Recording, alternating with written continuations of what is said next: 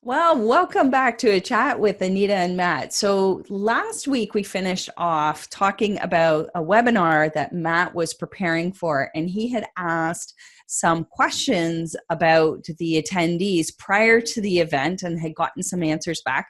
We were waiting to hear for this week what came out of that webinar. So Matt, I'm looking forward to hearing how this went. Can you tell us about it? Yeah, Anita. I mean, the webinar was great. Had just really great participation. The title of it, how I phrase it, was something about how to, how to alternatives you can use to the high pressure, salesy, dark psychology tactics. So if you put everything that I described about what we're trying to do, it was all framed in the negative because I was talking about what I called the moldy old, predictable, dark psychology tactics that fail even for the gurus. They're no longer effective. So everything I was doing was kind of in the negative. But I asked folks before the webinar, which is part of the technique that we were talking before, 2 days before the webinar, I asked them a question about what would make the most impact for you on this webinar. What would make your time totally worthwhile to be here? And they responded, and there was tons of comments. And what I did was I parsed out those comments that had something to do with a chat with Anita and Matt, something about why they were here. And I made a whole list of them, but then I carved it up into a very long, probably the world's longest sentence. And it was really interesting. I thought I might share that with everyone. Yeah, please do. It is interesting. So let me I'll pull this over here so I can see it. So when I asked them, why are you here? What would really make this a difference? And people would say, well, I want to find, a tactics that feel better or have an authentic connection or, present a professional image. So I took all those comments, there's about 40 some of them, and I just put them into one sentence. So here's the sentence, and I just thought I'd read this to see if this resonated with others. So when I put it all together, it reads like this. You want a hype. Oh, are you able to share your screen so we can read along with you? Let me do that. Let me get rid of this here. Yeah, I'll share. Now it's kind of, it's a quick sketch here because I was just going to read this. I didn't know I was going to show it to the world here, but how's that? Can you see that? We can see it. Yep. So let me just read along here. So the sentence reads like this. You want a hype-free, different, positive, right, honest, kinder, gentler, intuitive method or technique or tactic or good psychology tactic that is more authentic, natural, graceful, friendly, effective, fulfilling, and that attracts attention, increases my joy and confidence, rather than that. And these are their words I just put into one sentence, rather than the dark marketing strategies and tired old cliches that are pushy, boring, car salesy, waste time, make people disengage, and then make me feel sleazy, slimy, a nuisance that makes everyone sorry they met me, and that will help me to do things the right way, present a more professional image that feels better, delivers the promised results, and make those who listen want more from me, with these kind of results to attract and keep people, create relationships, have meaningful conversations, help people get solutions they need, and build a long-term audience or client base. Wow. So there it is, world's longest sentence. And, but it really made me think, because I was, again, framing things in the negative. Yes. And this is what they want with their audience, why they were here on that webinar, what they're trying to get out of it, and how they want to present themselves to their own members and students, clients, customers, and prospects. So what do you think? Are we tackling some of these on our weekly episodes here? I think we are. Of course, we want people to chime in to say what they think. What we can do is put your world's longest sentence into the description or the show notes so people can read it and really digest it and see what they think. I know for myself, I've always tried to frame in the positive as much as possible. The challenge, of course, is that most people have the negative feelings and they know how these tactics make them feel on the negative side. Sleazy, slimy, I think one said car salesy, inauthentic. And it's trying to find positive words that represent those positive feelings, but they're not quite as common. I have heard authentic. I have heard words like heart-centered or soul-centered, but that might not adequately describe for a lot of people what it is they actually want to feel. So for me, the biggest thing, I try to operate as much as I can on the feelings, because that's where we tend to make our decisions. Feelings first, and then we rationalize them. So if I'm going into a conversation with a person and it just doesn't feel right to me, let's say they're trying to sell something to me, or I'm trying to sell something to them, and it doesn't feel right, the chance of us actually having some sort of positive transaction, whether that's money or, they offer me something for free, or I help them out, whatever it is really greatly reduced.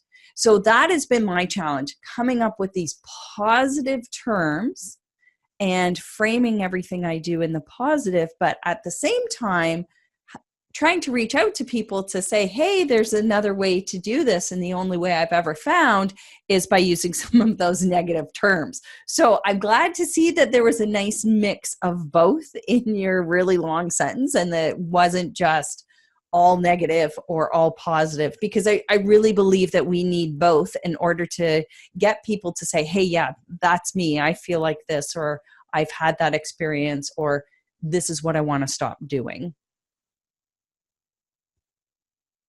Oh, I think we've lost your audio, Matt.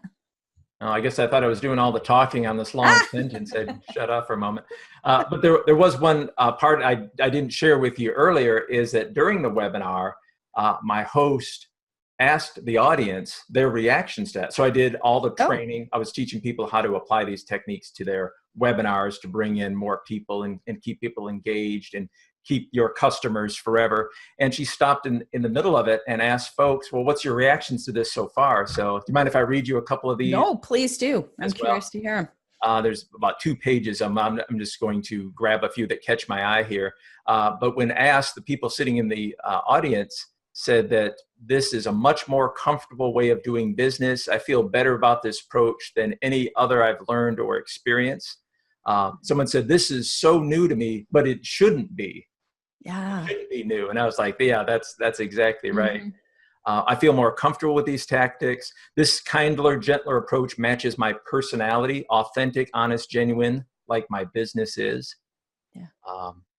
That was a great, that was from somebody who does face painting on cruise ships. Oh, really? I was like, wow, what a business, what a business. I gotta talk to her some more.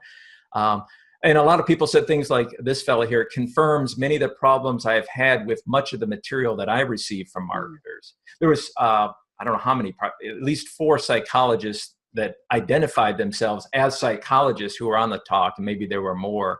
But that's what they're saying. It helped me serve my clients better. This is a breath of fresh air. I had sworn to avoid doing these things that I perceive as being stupid and annoying, but how to do that. So there's just a lot of folks who were appreciative of pointing this out. And I told them, I said, you're not alone. It feels that way because you're like, why should we use these tactics? You know, the urgency and the scarcity and all the high pressure tactics. It doesn't feel right. And so for a lot of these folks, they were just like, you know, I thought it was just me because I know this isn't how I want to sell to my people. And now you're confirming what I already knew. So I think that was a big takeaway from the webinar itself.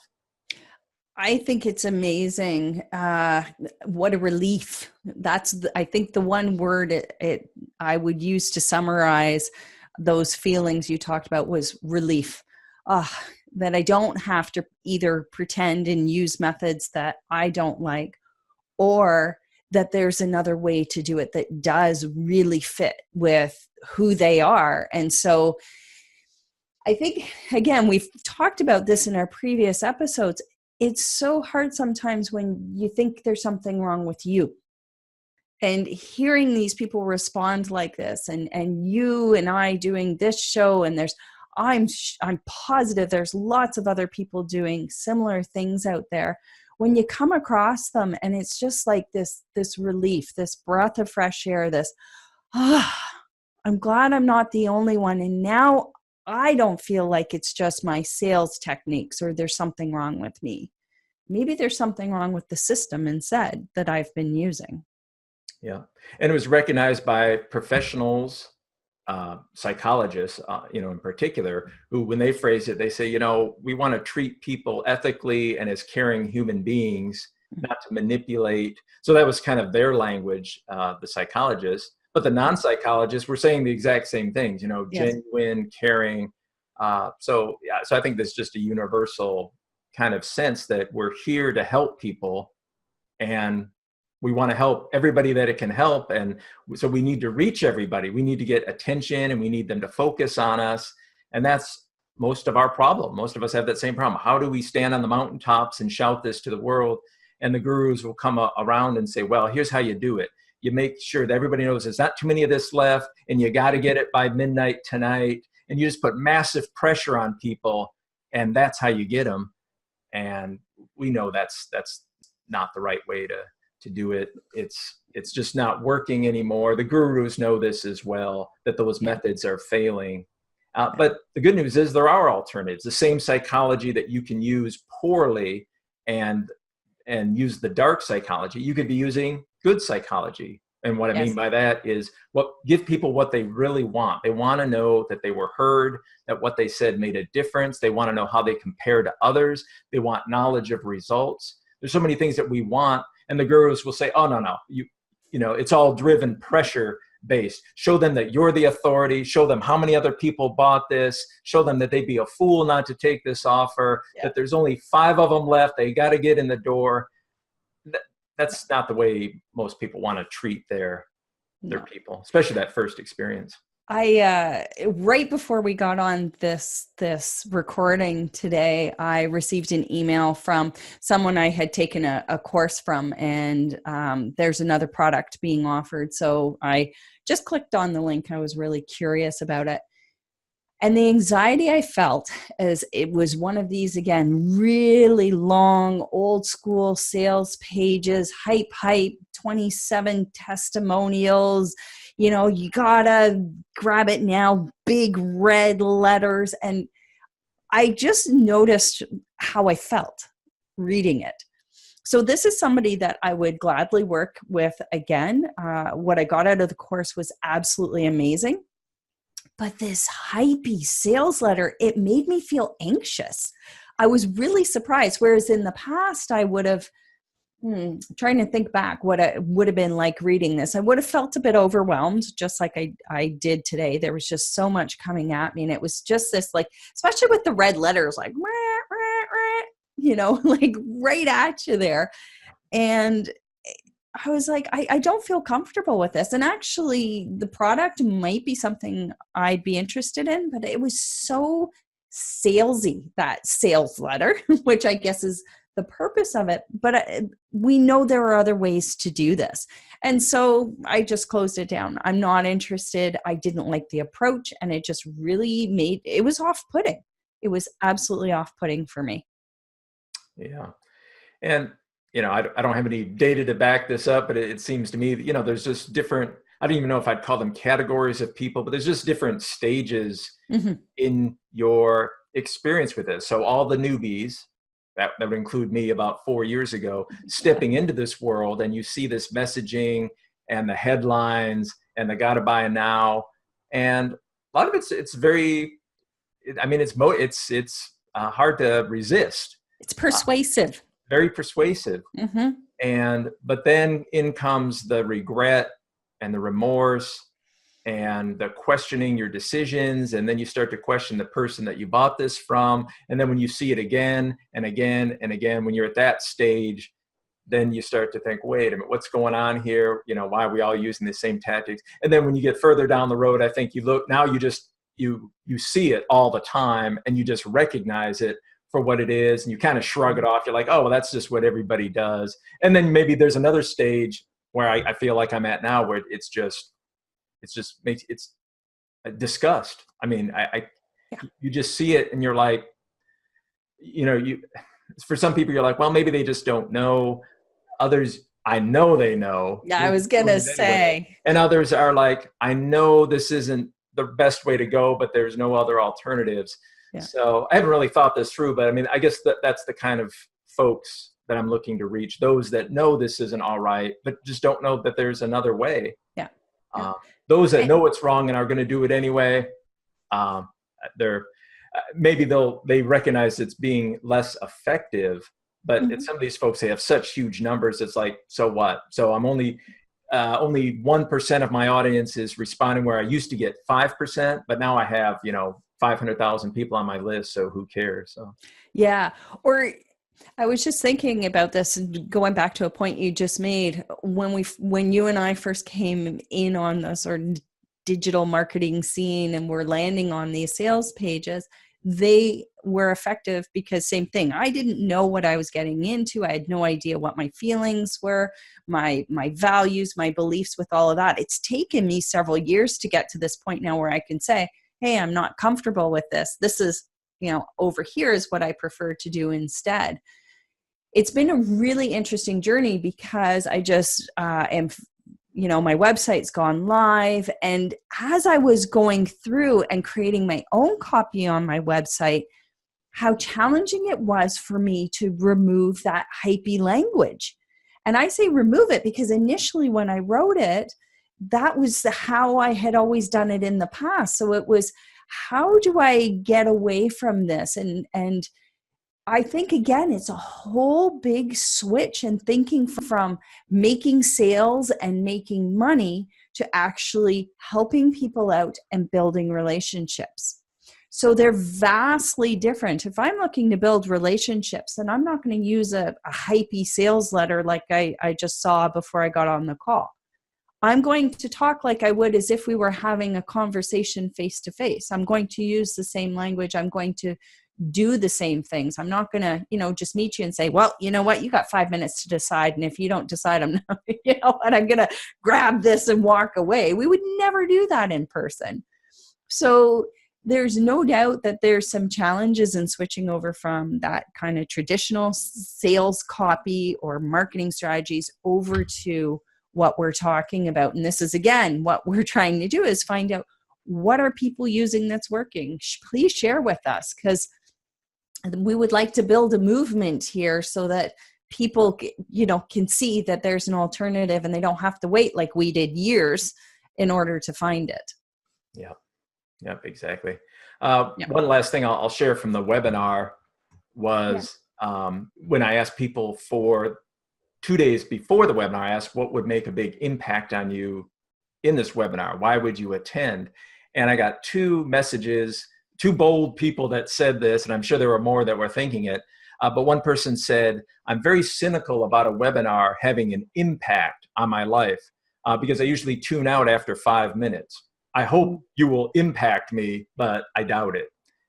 And I'm like, wow, doesn't that sound like a lot of us where we go to a webinar and they're just, hey, where's everybody from? And, put something in the comment box, and then they give a big story about themselves. Mm-hmm. You're at webinars 15, 20 minutes into it, and they haven't said anything yet. Like, I'm here to learn. My time is so valuable. I just lost my ear pencil here. And they don't get to it. The second comment was somebody who wrote, I'm invited to many webinars and I'm often disappointed at what I expected and what was delivered are not the same. Yes. Are you going to deliver what you said you're going to deliver? That was their comment. And I was like, how many people think the same thing? They see the headline and it's some like copywriting gem that, clickbait sort of thing that drags people in. They're like, wow, that sounds really exciting. And then the presenter doesn't talk it, they go into a sales pitch, or they talk about what they could offer the person, but there's no real training and they didn't really deliver. And so this has to stop, because I've been doing webinars since 2001, and webinar is really a powerful tool to train people. Yes. I've done mostly informational webinars, but plenty of sales webinars, but it's a good tool to reach a lot of people. But if people are going to keep ruining it so that people don't want to tune into webinars, this is 2 people, out of many, but I'm sure many of us think the same way. But again, it's using these tactics in your webinars to try to build fake community, to go through the steps, apply all the dark psychology right off the bat. And they're losing the audience. You're there to train you. I mean, they showed up. They said they were going to show up, and they showed up, and most people don't, right? Only 25 to 30% of people who register for your webinar actually showed up. They took the time. They're there live. It was an inconvenience. Get to the train. Tell them what you know, and give them something that can help them right now. That's my thoughts anyway. I was just going through a blog article that I wrote. Of course, I can't remember the title right off the top of my head because I had several of them that I was working on just the other day. And I talked about this with a webinar. So same thing, I will put the link below so that you guys can read it. But it was, I was new to online marketing, and I came across this webinar, and it had to be the most, flashy thing I'd ever seen. I wrote along with it. I think it was probably like, I don't know, a little over an hour long, and, hit number 1 if you agree, and, hit yes, and all of this stuff. And I did. I bought the course. And as I was going through the course, the whole thing was he was teaching us exactly his methods to get to where he was at that point in his business. And he had a whole section on webinars. And I was, the dutiful student that I am, I'm taking my notes, I'm doing what he's doing. And it was only once I created my own webinar based off of his model did I realize exactly that, Matt.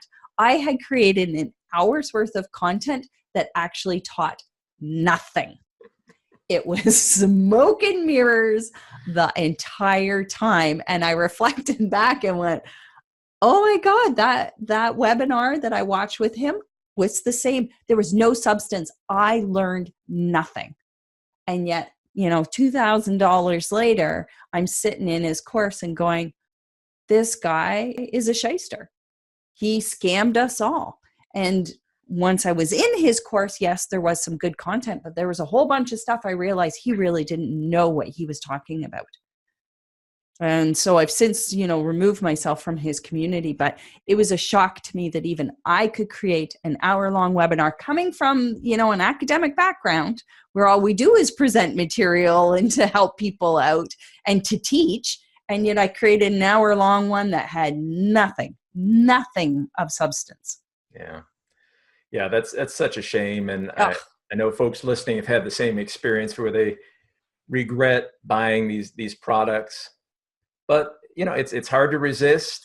Yeah. Folks who sell well are always going to sell well, and there's a reason for it. But I think the tide's turning. I think people are a little tired of wasting their money in treating people the way that the gurus say we should treat them. Most of these gurus, this is just a game. This is just a game. How many conversions can you get? How many people you bring in your funnel? How do you set up a funnel so you can keep more folks? They're looking at the numbers. It's a game. And to many of us, this is not a game. This is why we're put on this earth, was to help people. We have a specific method or technique or solution based on our own experience and knowledge and the gifts that we have. And we're here to help people in this area. And it's up for some of us, it takes a while to discover what that is and what we know best. But now that we know, we want to share this with the world. And how do you help as many people? It's just so hard competing with folks who treat this like a game. And I think, though, that might be the difference, Matt, is, again, perhaps they are focusing more on people who are new to the online world or digital marketing and have no reference point. I mean, you and I talked about this in one of our other episodes. I believe it was the first one, where we took all of our years of critical thinking and all of our knowledge we had amassed working in academia and just pitched it out the window, listening to these guys talk about digital marketing. So perhaps that is who they're focusing on, whereas the audience you and I are reaching out to are the ones who have been burned, who've sat in a content-less webinar and realized, this is not for me. Like you said, I want to serve, I want to teach, I want to help, I want us to grow. And so those methods don't apply to what I want to do. Yeah, that's great. Well, that's a great place for me to wrap it up. Yeah. Anything that you wanted to add to today's topic? I don't think so. Just the encouragement again to comment and to start chiming in on different ways that you have taught sorry, learned that are comfortable, and all those words that you read earlier, Matt, authentic and caring and open and all of that. Just share with us what you think. Share about what you think about Matt's world's longest sentence there and the content in it. That's really the biggest thing that I want to always wrap up and say, let's get a dialogue going. Let's get a discussion going and start creating some momentum with this. Yeah, that's right. And for my part, I do teach specific applications of this good psychology. We've been talking about my webinar where I was teaching people how to apply these techniques to their own webinars, but the similar techniques can be applied to your online courses, to your live events, to your membership sites, even to your own messaging. But it's the same theme, how to use good psychology to draw in an audience and keep them forever. That's where my side is how do you retain your best customers forever? And it's using this good psychology. It's not enough just to bring people into your world and then sell them something and then they leave. There's just so much focus on how do I get more people? How do I get more people? And so few people are actually tending to the ones that they have. Of course, everyone attends to like their inner circle and their high ticket customers, but there's so many people that just bought a course or bought your book, and they're kind of like not, in my opinion, just not tended to very well. Yes. Until they're kind of moved along into the higher price products. But how do you keep those people in your orbit forever? And that's the sort of stuff I like to teach. So I'll put something about that down in the show notes here as well, if you're interested in those particular types of ways of getting your message out. That sounds fantastic. So thank you very much, Matt, for sharing those results of that webinar. I think it really illustrates we're not alone in this, and that there's a lot of us who feel this way. So you can reach me at anitatoth.ca. Matt, where can they reach you? Best is, I'll put something in the show notes. Sidewayssurvey.com is, kind of my general site. They can reach me by email is best. Actually, LinkedIn is probably spending most of my time. I was just going to say, yeah. So you can on LinkedIn, same with me. Yeah. So look for that. We'll put that in the link. Just look up Matt Champagne on LinkedIn. Let's connect there. And that's a great way because now I can see what your business is about and read about you. And to me, that's the best way to start, is just kind of get that sense first. So connect with me on LinkedIn. That'd be the place to go. That sounds great. So this is it, a chat with Anita and Matt, and we look forward to seeing you in our next episode. Take care. Bye for now. See you soon.